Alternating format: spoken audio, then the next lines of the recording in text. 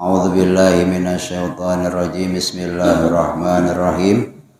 Alladzina yunfikuna fis sarra'i wad dharra'i wal kadhiminal ghaidz wal 'afina 'anil nas wallahu yuhibbul muhsinin.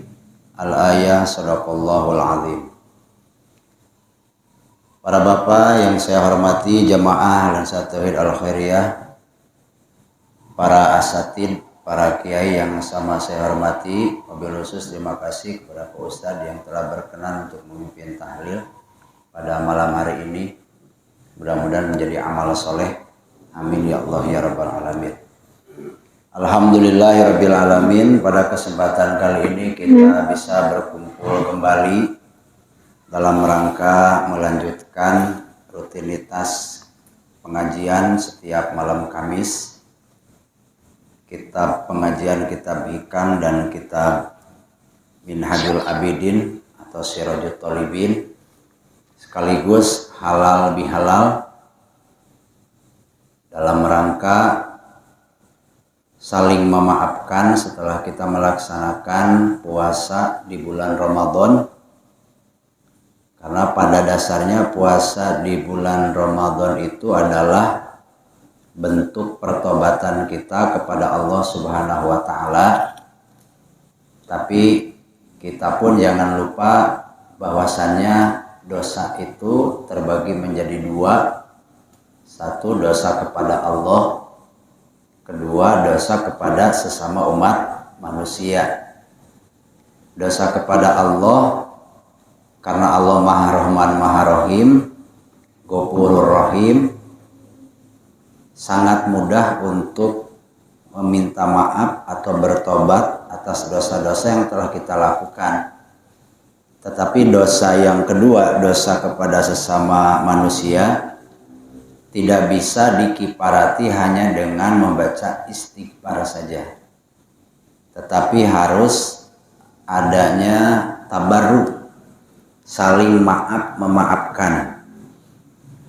Sehingga kalau kedua dosa ini, baik dosa kepada Allah maupun dosa kepada sesama umat manusia bebas, kita akan kembali minal aizin wal faizin. Minal aizin itu artinya kembali menjadi ahli surga. Karena dasarnya kita ini adalah penduduk surga. Kenapa? Karena nenek moyang kita diciptakan di dalam surga, yaitu Nabi Adam alaihis salam. Karena melakukan dalam tanda kutip kesalahan, kemudian oleh Allah dikeluarkan dari surga, dipindah ke alam dunia. Kemudian di alam dunia Nabi Adam bertaubat. Yang populer istighfarnya Nabi Adam sering kita baca, apa itu? La ilaha illa anta subhanaka inni kuntu minadh dhalimin. Nah, kemudian Allah menerima taubat Nabi Adam dan kembalilah Nabi Adam menjadi penduduk surga, ahli surga. Nah, kita pun anak cucunya ketika luput dari dosa, tidak luput dari dosa artinya selalu melakukan kesalahan, maka ada kasih sayang Allah dengan menyediakan berbagai macam fasilitas ibadah yang fungsinya untuk menghapus dosa-dosa yang pernah kita lakukan, diantaranya puasa di bulan Ramadan. Namun sekali lagi, adanya Idul Fitri itu sebagai penyempurna dalam rangka kiparat dosa kita kepada sesama manusia. Sehingga populer di Indonesia adanya tradisi halal bihalal. Supaya apa? Supaya dosa kepada Allahnya terhapus, supaya dosa kepada sesama manusianya pun terhapus, sehingga kita menjadi aizin, kembali menjadi ahli surganya Allah Subhanahu wa ta'ala. Oleh karena itu, para bapak yang saya hormati, perwakilan dari setiap pengajian yang saya isi, baik di perumahan BCM, Blok C, Blok H, maupun Wahana, maupun PCS, ataupun Villa, saya sendiri pribadi dan keluarga mengucapkan minal aidin wal faizin, taqabbalallahu minna wa minkum, taqabbal ya karim. Mohon maaf lahir dan batin, baik dari segi kesalahan ucapan, perbuatan selama saya mengisi pengajian. Apabila ada keterangan-keterangan yang salah timbul dari kekhilafan atau kebodohan saya, kalau ada yang benar itu timbul dari anugerah Allah Subhanahu wa taala. Mudah-mudahan para bapak bisa memaafkan kesalahan saya. Adapun kesalahan atau dosa dari bapak semuanya kepada saya tidak perlu diminta. Insya Allah saya dengan lapang dada akan memaafkan dengan selapang-lapangnya, sehingga mudah-mudahan kita semuanya termasuk ikhwatun, saudara seagama, sebangsa dan setanah air yang akan menjadi wasilah selamatnya dunia dan akhirat. Amin ya Allah ya Rabbal Alamin. Para bapak yang saya hormati, dalam kaitan taubat, ya, taubat itu terbagi menjadi 3. Ada taubatnya abidin atau taubat syariat, yang sering dikaji dalam kajian-kajian kitab fikih. Ada juga yang kedua, taubatnya zahidin, taubat tasawuf atau taubat thariqah, yang dikaji dalam kitab-kitab tasawuf. Yang ketiga, taubatnya arifin, taubatnya orang-orang yang makrifat, yang dikaji dalam kitab-kitab tauhid, khususnya tauhid khos, tauhid khusus. Apa perbedaannya antara taubat abidin, taubat zahidin, dan taubat arifin? Kalau taubat abidin hanya sebatas sah saja taubatnya, tapi belum tentu diterima oleh Allah taubatnya, belum tentu diberikan pahala oleh Allah taubatnya. Nah, kalau kita sudah bisa taubat abidin, usahakan kejar taubatnya zahidin. Di taubat zahidin ini fungsinya taubat kita diterima oleh Allah, selain sah diterima oleh Allah. Yang ketiga, taubatnya arifin, kalau kita sudah nyampe ke sana, taubatnya itu dimakjur, diberikan pahala. Sehingga mau nggak mau, suka tidak suka, kalau kita hanya taubat di wilayah syariat, di makom abidin, itu hanya sebatas sah, belum tentu diterima oleh Allah. Kalau tidak diterima oleh Allah, bisa jadi dosa-dosa kita tidak diampuni oleh Allah. Nah, bahayanya, ya, kabar buruknya, kalau dosa kita tidak diampuni oleh Allah, diantaranya para ulama, khususnya di kitab Hikam, dikatakan wa'lam bi annal ilma nurullah. Ketahuilah bahwasannya ilmu itu adalah cahaya Allah Subhanahu wa taala. Nurullah, cahaya Allah. Wa nurullahi la yuqtalil ansi. Sedangkan cahaya Allah tidak akan diberikan kepada orang-orang yang banyak dosa. Makanya kalau kita ngaji tasawuf, ngaji tauhid, dosanya banyak, ilmunya itu tidak akan bisa nempel di dalam hati dan pikiran kita. Ibarat kalau Syekh Ibnu Athaillah di hikmah yang lainnya mengatakan, rubama waradatil anwar pawajadatil qalba mahsuan biswaril asari partahalat min haitsu nazalat.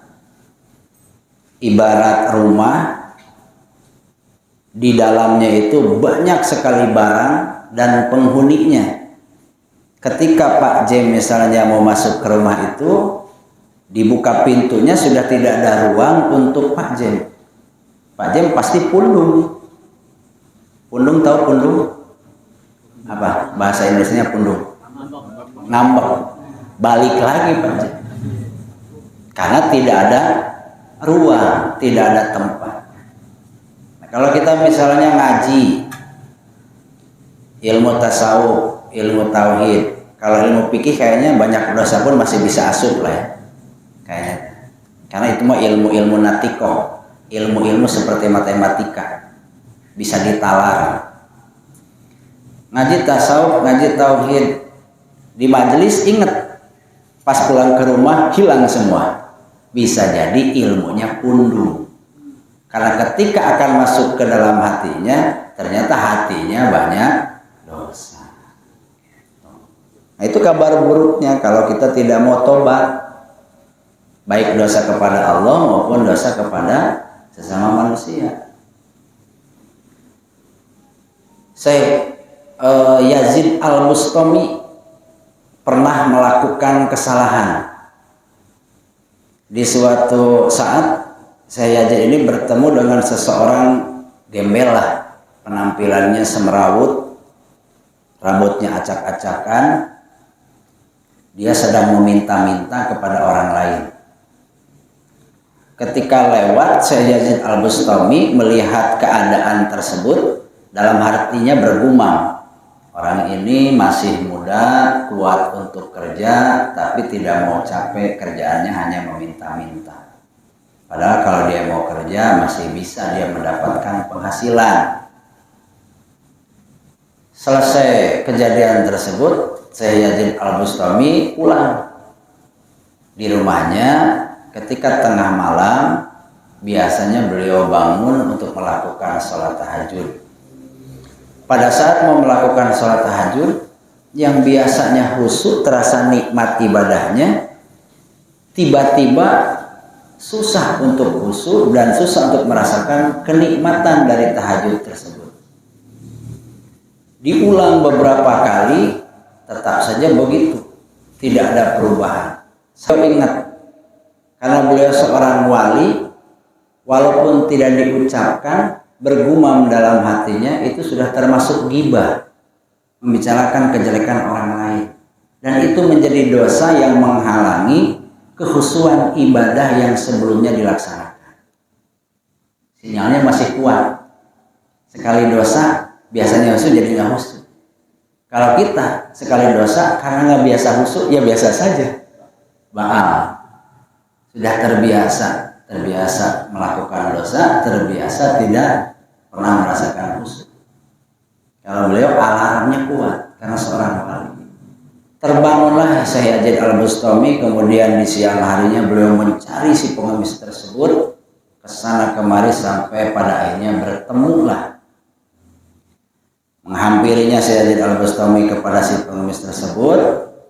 Nah, setelah nyampe, belum juga dia ngomong, pengemis ini sudah tahu apa maksud dan tujuan saya Yazid Al-Bustami. Sampai beliau mengatakan, ada apa denganmu Yazid Al-Bustami? Apakah kamu mau memakan dagingku lagi? Kenapa bahasanya seperti itu? Karena kan ada hadis Rasulullah, orang yang ghibah itu sama dengan memakan daging saudaranya sendiri gitu. Ternyata si pengemis itu adalah seorang wali juga. Makanya hati-hati kalau lihat pengemis ya, jangan sembarangan. Takut wali kan gitu. Hati-hati ya. Karena kita tidak tahu wali yang dicintai oleh Allah itu dalam rupa seperti apa. Menurut kita hina, jangan-jangan menurut Allah mulia kan gitu. Menurut kita mulia, jangan-jangan menurut Allah hina. Misteri lah kalau itu, tidak bisa kita pastikan. Nah, itu salah satu akibat buruk dari melaksanakan dosa. Artinya, kenapa kita tidak bisa khusyuk dalam ibadah? Bisa jadi karena kita terlalu banyak dosa. Dan itu jelas dalam kitab Minhajul Abidin di Uqbatut Taubat, di tanjakan Taubat sudah terlewat Pak Aris. Ada kan pembahasannya. Di antara madaratnya banyak dosa itu bisa menghalangi khususnya ibadah, bisa menghalangi rajinnya ibadah. Kenapa kita susah untuk melaksanakan ibadah? Salah satu penghalangnya karena kita banyak dosa. Dan itu pasti kalau Allah menyayangi kita langsung diberikan teguran, langsung diberikan sinyal. Nabi Ibrahim alaihissalam pernah juga melakukan dalam tanda kutip kesalahan. Dalam kitab Hikam dijelaskan. Nah, ini menjadi sejarah adanya ibadah kurban. Kalau di kitab Hikam ini sejarah ibadah kurban itu bukan beda dengan yang diceritakan banyak orang, banyak kiai. Di kitab Hikam ini dijelaskan bahwasannya pada saat itu Nabi Ibrahim kedatangan seorang tamu tua, orang Yahudi. Beliau ini kan terkenal Nabi yang kalau ada tamu ikramud dhaifnya luar biasa, memuliakan tamunya luar biasa. Jadi ada kebiasaan baik beliau kalau ada tamu sebelum makan tidak boleh pulang. Nabi Ibrahim seperti itu.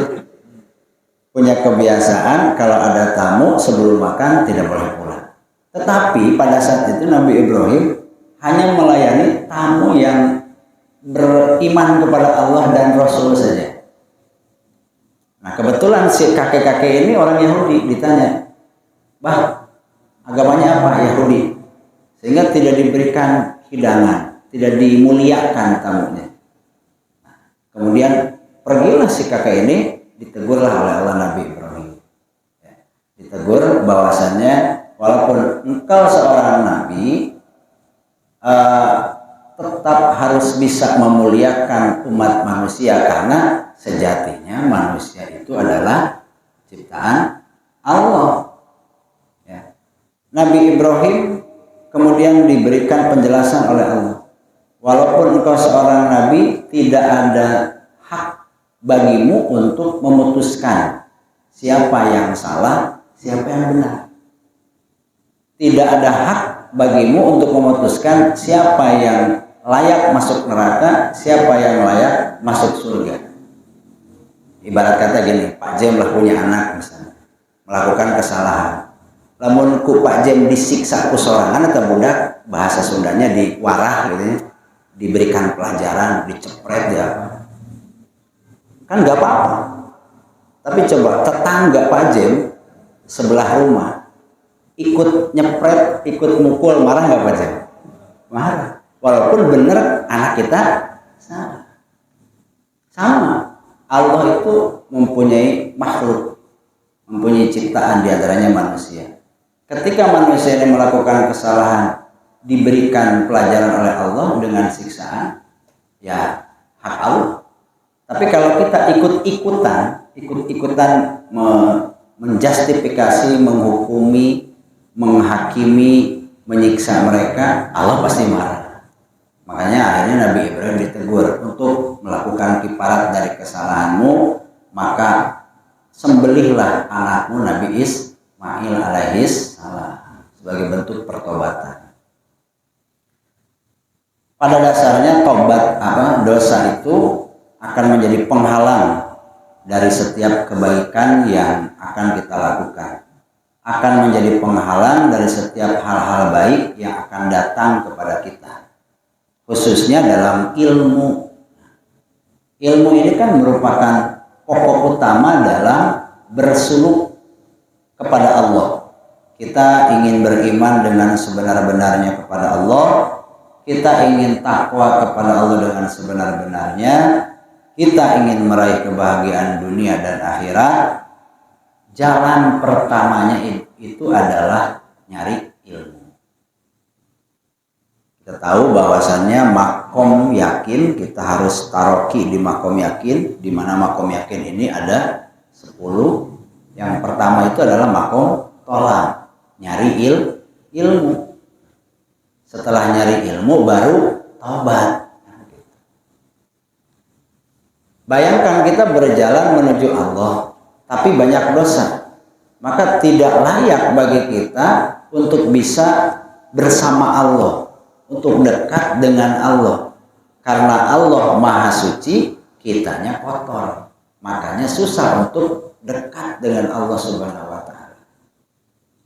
Kita ingin banyak berzikir lewat lisan, tapi lisan kita banyak mengucapkan kebohongan.